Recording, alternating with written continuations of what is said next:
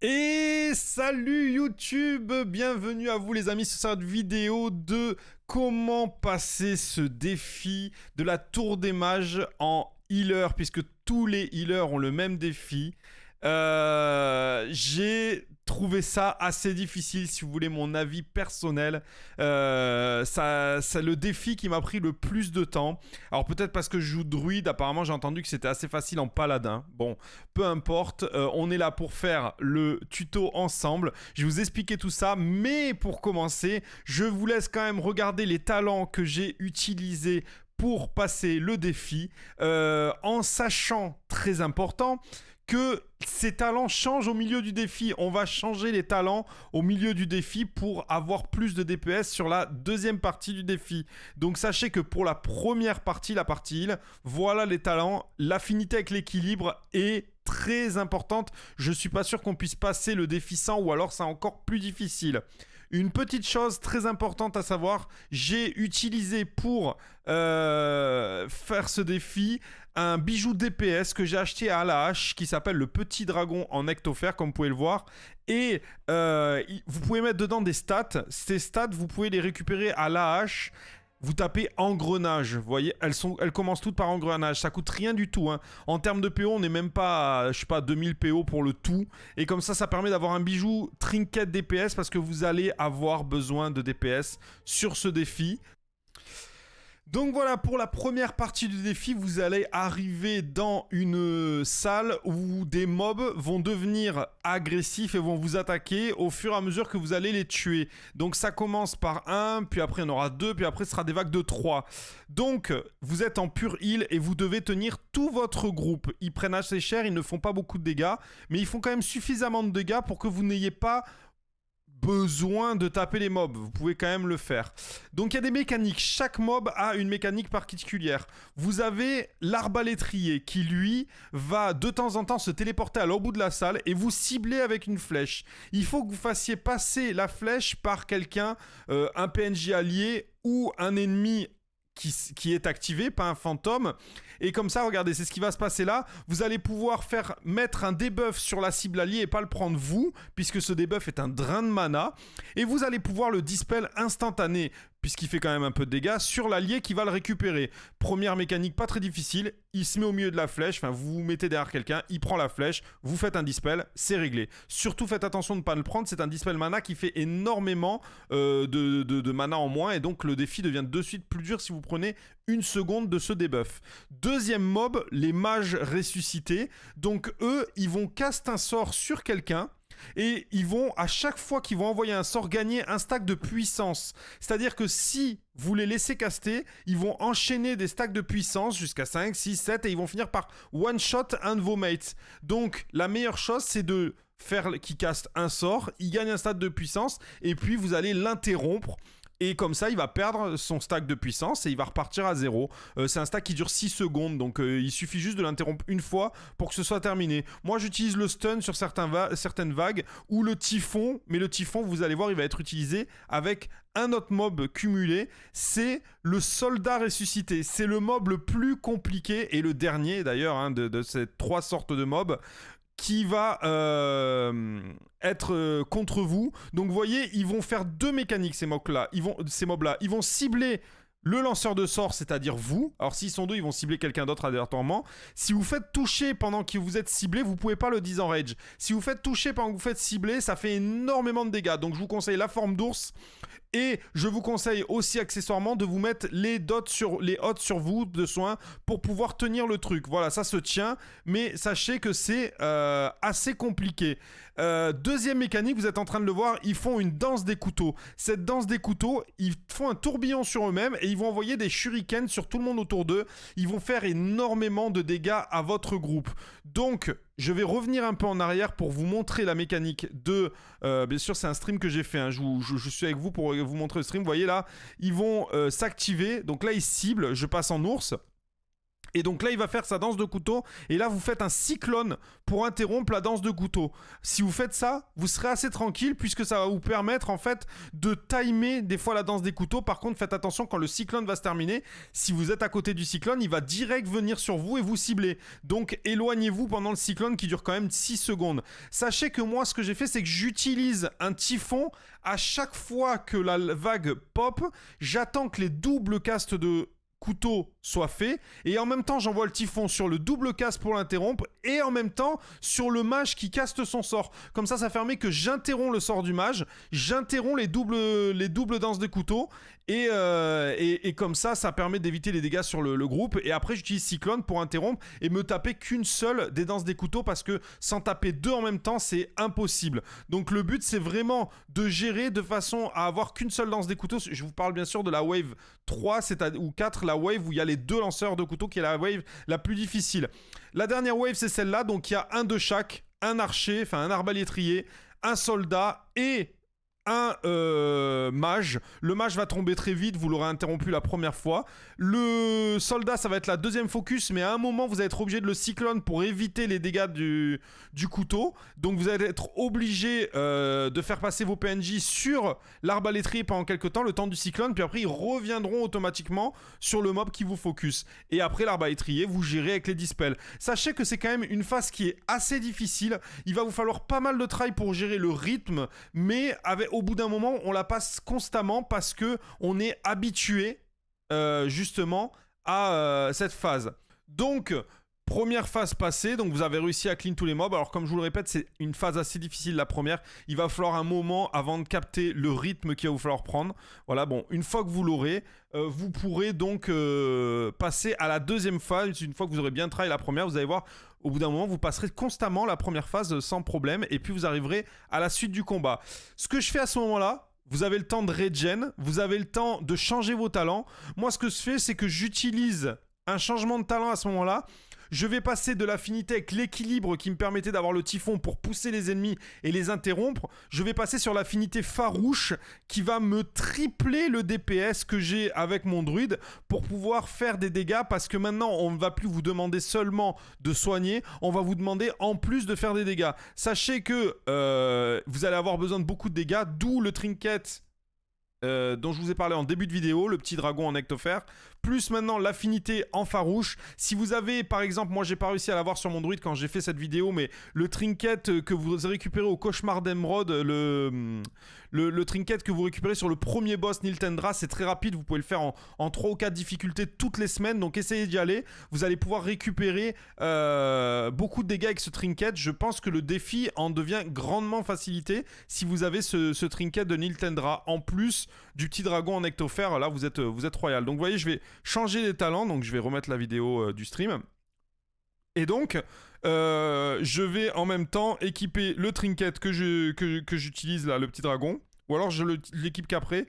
Enfin bon, à un moment je l'équiperai. La deuxième phase, donc les PNJ vont être emmenés et tout autour de vous on pop des yeux. Ces yeux, il va falloir les DPS un par un parce que quand ils explosent, ils vont quasi one shot et il va falloir se remonter la vie. Donc il faut pas les tuer en même temps et en même temps il faut pas non plus qu'ils arrivent jusqu'à vous, sinon ils vous tuent avec leurs AOE. Donc ce que je sais, c'est que je vais mettre un éclat solaire sur chacun d'entre eux pour les dots et commencer à leur faire perdre des PV, et après je vais en focus un par un et je vais les tuer comme ça. Ah oui, j'ai pas mis le dragon à cette phase là parce que des fois le dragon pop et il fait one shot un œil et ça fait que vous retrouvez des fois avec un double explosion d'œil et vous finissez par mourir à cause du petit dragon. Donc je le mets qu'après, voilà.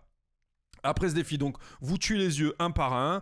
C'est une phase assez facile, hein. Je l'ai trahi une fois ou deux et puis c'était bon, hein. C'est vraiment le placement. Une fois que vous avez tué le premier, vous avez un chemin d'ouvert et donc vous pouvez vous déplacer puisque les yeux mettent assez longtemps à arriver vers vous. Mais attention de ne pas trop traîner au tout début, c'est là où c'est compliqué parce qu'ils se rassemblent tous vers le milieu de la pièce et vous finissez par vous faire one shot parce que tous vous touchent en même temps. Donc c'est vraiment le premier qu'il faut tuer rapidement. Après vous avez le temps, mais vous avez pas le temps. En fait, vous avez le temps, oui, pour faire cette salle, mais regardez à droite, il y a quand même un timer qui commence à 5 minutes à cette phase-là, et vous avez 5 minutes pour faire toute cette phase. Donc c'est quand même une course contre le DPS. C'est pour ça que là je vais équiper mon trinket, je vais me full hot et je vais commencer à enchaîner les packs comme un fou. Donc normalement j'équipe mon trinket, non je l'ai pas encore équipé, peu importe, je mets tous mes hots, je passe en chat et je focus en AOE les petites chauves-souris et je vais mettre tous mes dots sur la main target qui est le dominateur. Donc lui ne fait pas beaucoup de dégâts, c'est les chauves-souris qui font les dégâts, mais lui a plus de vie. Donc le but c'est d'arriver à cleave les petites chauves-souris tout en tenant avec les hots qu'on s'est mis et bien sûr vous repassez en chat, voilà, vous faites carnage. Il faut le tuer rapidement. Une fois que vous allez le tuer, vous allez devoir aller à la grille au-dessus. Et il y a des petites boules vertes sur le chemin. Il faut penser à mettre un petit éclat lunaire ou solaire dessus pour vite fait les désactiver. Elles se désactivent pendant quelques secondes, vous allez voir. Là, vous pouvez passer à côté suivant le placement qu'elles ont. Voilà, donc première grille à ouvrir. Donc ici, vous allez devoir dispel le mob qui est au milieu des escaliers qui court partout. C'est juste un dispel à faire et comme ça, il s'en va. Les autres mobs qui sont sur les côtés, il va falloir très rapidement les remonter en vie. Il faut qu'ils soient à 100%. S'ils arrivent à 0%, c'est fini. Ils vous one-shot. Donc vous devez rapidement les remonter, utiliser vos soins et après directement, vous avez un arbalétrier, les mêmes que sur la première phase du combat, vous allez vite dessus et il va falloir le tuer le plus rapidement possible. Vous voyez, hop, on passe en chat et donc là on le défonce. Attention, quand il fait sa flèche, si vous mettez derrière un PNJ, il va prendre les dégâts, donc le PNJ pourra prendre les dégâts, les encaisser, mais le problème c'est que s'il prend les dégâts, il va aussi perdre de la vie, arriver à 0, il meurt. Donc moi ce que je fais, c'est que j'ai choisi de le stun. Après je vais choisir d'en tanker un et de le dispel. Vous allez voir, ils ont pas énormément de vie, le chat fait assez de dégâts, donc voilà, vous voyez, j'en profite. Je repasse en chat, celui-là je vais le tanker, vous voyez par exemple, et je vais me dispel directement, c'est pas grave, il a plus beaucoup de vie, hop, je me dispel, j'ai plus de mana, mais c'est pas grave. C'est pas un combat où vous allez avoir beaucoup besoin de mana, c'est surtout beaucoup de DPS. Vous voyez, il envoie des flèches sur les PNJ, donc faut quand même se dépêcher qu'il en tue pas, et là on va même avoir le temps de finir le mob, et voilà, il n'y a pas eu le temps de caster.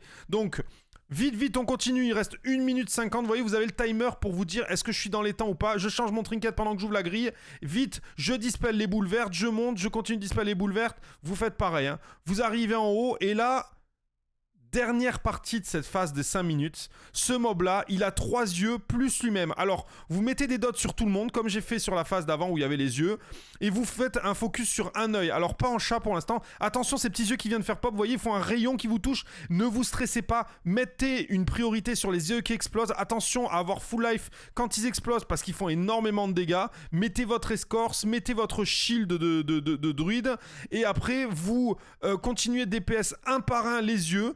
Voilà, il y a le petit dragon qui a pop, donc il va faire un peu de dégâts, mais normalement il va le faire sur le main target. Voilà, vous finissez le dernier œil, vous vous remettez full life, toujours avoir la vie full à ce moment-là. Il reste encore 59 secondes pour faire le mob, vous voyez ça passe, hein, ça passe. Même 59 secondes pour faire ce mob-là, ça va passer, il a 96% de PV, donc il n'y a pas de stress à avoir. Vous mettez un focus une fois. Ah voilà, là vous voyez, comme j'ai pris beaucoup de dégâts, j'ai pas voulu tuer le mob, donc j'ai pris mon temps, j'ai attendu, voilà, même en 40 secondes ça va passer. Il faut juste être full life quand vous pétez le dernier œil, sinon c'est terminé. Voilà, je vais le finir, je me soigne, et après il n'y a plus de dégâts en fait. Après il n'y a plus de dégâts, et vous envoyez tout sur le mob, il faut le démonter. Donc on passe en chat, et on va en 30 secondes le tuer, mettre tous les dots dessus, tout donner pour finir cette phase. Donc, une fois que vous avez tué le mob, les mobs vont apparaître, les alliés, vous allez pouvoir continuer le défi. Là, vous avez encore le temps de changer vos talents, même si moi, je vais pas le faire. Vous pouvez par exemple prendre l'affinité avec le gardien qui va vous permettre d'avoir un peu plus de résistance. Mais bon, sachez que là, moi, j'ai pu changer mes talents. Vous voyez, j'ai gardé les mêmes. J'ai peut-être remis un trinket heal parce que vous n'avez plus besoin de trop de dégâts. Quoique si, sur le dernier boss quand même. Donc, vous pouvez rester avec le même stuff. C'est plus votre habilité à faire les mécaniques qui vont être plus, on va dire, décisives que votre habilité, enfin vos changements de stuff. Même si je pense que quand même c'est peut-être intéressant de garder un trinket DPS pour ce moment-là, pour la dernière phase où le boss demande quand même beaucoup de DPS pour finir ce combat le plus rapidement possible. Donc ici, petit intermittent, vous avez les soldats qui deviennent, vos alliés qui deviennent fous et qui vont s'attaquer entre eux. Donc il va falloir les tenir. Pendant ce temps, le boss va faire appel à des âmes qui va drainer jusqu'à lui. Il va falloir remonter ces âmes le plus vite possible. Il ne faut en laisser passer aucune. Si vous en laissez ça passer une, c'est pas grave, c'est gérable, même deux. Mais le mieux, c'est d'en laisser passer aucune. Donc ce qui va se passer, vous allez tenir vos alliés tout le temps, et en même temps vous allez soigner les 3 âmes que le boss va arriver à lui. Les 3 âmes, moi je les soigne au rétablissement et à la prompte guérison. Je joue, alors vous le savez, avec l'augmentation des dégâts une fois qu'on a fait des heals, une fois qu'on a fait la prompte guérison. Donc ce que je vais faire, c'est que je vais mettre des rétablissements 3 ou 4 sur la première cible, je vais mettre une prompte guérison et je vais utiliser le rétablissement amélioré de 200% sur la deuxième cible, ce qui fait que je vais avoir que 2 rétablissements à mettre sur la deuxième cible, et comme ça on peut heal la troisième. Vous voyez, j'ai largement le temps, et dès qu'ils sont tous heal, on passe donc à nos alliés, on les foulotte, on les fait tenir, parce que des fois ils en focus à 2, ils se mettent sur un, il prend beaucoup plus de dégâts, donc faut gérer tout ça. Et voilà, le boss refait une invocation, il va faire 3 vagues, enfin en fait il va en faire à l'infini, mais vous devez soigner 8 âmes, et toutes les âmes qui ne seront pas soignées vont devenir vos ennemis, donc vous ne devez pas vous tromper, vous devez absolument mettre une priorité sur ces âmes. Vous voyez, là je vais peut-être réussir à en soigner que 2 sur les 3, c'est pas grave, je la laisse passer. Et donc j'en profite pour remonter mes alliés qui étaient très mal. C'est pas grave, j'aurai un ennemi à la fin du combat en plus, mais ça se gère tranquille, un ennemi c'est rien. Voilà, je tiens mes amis, j'ai mis une tranquillité, et là c'est parti, on va envoyer encore du soin. Il m'en reste 2 à sauver d'âme, et j'ai terminé la phase. Toujours au rétablissement et à la prompte guérison. Vous voyez le commandant qui est mal en point, je suis obligé de le tenir pendant le combat, j'ai pas le choix, faut que je fasse des choix, et voilà, c'est ce que j'ai fait. J'ai tenu tout le monde, la phase se finit, 7 sur 8, donc j'ai laissé passer 2 ennemis pour l'instant, mais même avec ça je vais réussir à gérer, vous inquiétez pas. C'est des arbalètriers qui pop, après c'est peut-être autre chose, j'ai jamais vu plus que 2 ennemis, mais j'ai dû faire des choix. Il y a des fois où votre équipe d'alliés qui s'attaque sera mieux en point que moi là, j'ai eu des tries où c'était plus facile, mais bon, j'ai pas eu le choix, là il fallait que je les tienne. Voilà, donc on se tape 2 ennemis en intermittent, c'est-à-dire que vous aurez pas forcément cette phase là si vous avez été très bon et que vous avez tout soigné, mais si vous n'avez pas tout soigné, bon vous êtes obligé de faire ces ennemis là, et qui vont attaquer vos 3 potes et vous, mais c'est des arbalétriers, ils se tombent très facilement, et puis il n'y a pas de limite de temps, donc vous n'êtes pas trop pressé, c'est pas très grave. Il faut pas trop stresser, c'est la phase d'après qui est très compliquée. Celle-là, vous voyez, hop, les ennemis arrivent, et il va juste falloir les tuer. Rien de très compliqué, voilà, il va falloir dispel avec les flèches, comme je vous l'avais expliqué sur la première phase. Donc c'est une phase de transition, parce que j'ai pas été très bon sur mon heal des 3 cibles qu'il a tiré à lui. Je vous dis, il n'y a rien de très compliqué, hein. Ouais, il y a déjà eu qui est morte, voilà, c'est très très très simple. Et donc là on va passer à la 3e phase du combat, c'est là plus compliquée et moins compliquée, c'est la plus stressante, et elle vous fait faire des erreurs alors qu'elle est pas si dure que ça. Donc ce qui va se passer, c'est que le boss va devenir attaquable, donc vous allez mettre la BL à ce moment là, acheter un tambour avant, parce que vos alliés bénéficient de la BL. Donc voilà, vous voyez, j'ai BL, là on va DPS, et le boss va sauter sur vous à différents moments du combat. Il va faire une zone verte. Cette zone verte, il va falloir que vous alliez dedans pour réduire vos PV. Vous devez très peu vous heal sur cette phase, parce qu'en fait les dégâts des PV que vous avez vont être répartis sur vos alliés. Ça veut dire que si vous avez trop de vie, vous allez one shot tout le monde. Vous devez avoir très peu de vie. Le boss va sauter sur vous. Vous pouvez vous mettre en forme d'ours quand il saute, comme ça vous prenez moins de dégâts si vous n'êtes pas rassuré. Voilà, un petit heal. Et après, surtout par contre, vos alliés, eux, vont prendre très très cher. C'est eux, il faut les tenir absolument, surtout le commandant qui prend très très cher. Vous voyez, moi ma vie c'est pas grave, j'en ai pas beaucoup, je la gère comme ça. Par contre le commandant lui prend très cher, et il faut réussir à se mettre le plus à l'extérieur de la salle pour pouvoir remplir toute la salle. Et ça va vous permettre de profiter à la fin du combat de tout le milieu pour continuer de DPS. Vous voyez, je fais beaucoup de heal, très peu de DPS, j'en fais quand même un peu avec mon trinket, mais les PNJ font le taf, et puis ils vont arriver au bout du combat. Si vous n'avez pas trop stressé, que vous avez bien mis vos flaques à l'extérieur de la salle, normalement vous êtes tranquille, et vous avez largement le temps de finir le boss. Je vous le dis, c'est quand même un combat assez compliqué. La fin, elle est stressante, mais elle a pas trop de difficultés. Une fois que vous avez compris la mécanique de vous enlever de la vie, les alliés prennent pas trop cher, et ça se passe plutôt bien, vous voyez. Donc là j'ai largement le temps d'aller au bout du combat, et de terminer le défi tranquillement. Et on y est à la fin de cette vidéo. Donc voilà, c'est un combat qui m'a paru très très compliqué, beaucoup de phases. Je crois que c'est le plus long en termes de durée. Il y a beaucoup de transitions, de phases où il faut gérer plein de trucs différents et tout. Au final, si je devais le refaire aujourd'hui, je pense qu'en quelques tries j'arriverai à le refaire, parce que voilà, il m'a fallu beaucoup de temps pour avancer. Donc ne vous inquiétez pas, c'est assez long. Je sais pas ce que ça vaut pour les autres îles, je sais que c'est plus facile en paladin, c'est tout ce que j'ai entendu, mais je crois que c'est en sacré que c'est le plus difficile. Voilà, bref, toujours est-il qu'une fois que vous avez réussi à faire votre défi, ben, normalement si vous avez suivi vidéo, vous êtes déjà à 3 défis sur 7. On approche du grimoire. Moi je vous remercie d'avoir suivi ce tuto. Encore une fois, je vais vous mettre un lien vers un autre tuto de la tour des mages. Et puis voilà, vous savez, comme à chaque vidéo, n'hésitez pas à vous abonner à la chaîne, à mettre des commentaires sous la vidéo, à rejoindre le Discord, tout ça c'est sous la vidéo, ou aussi à me regarder en live, hein, puisque tout est fait en live, et puis à venir sur le Twitch. Donc merci à tous pour vos retours sur mes vidéos, et merci de les regarder. Je vous fais de gros bisous, à la prochaine vidéo, ciao tout le monde.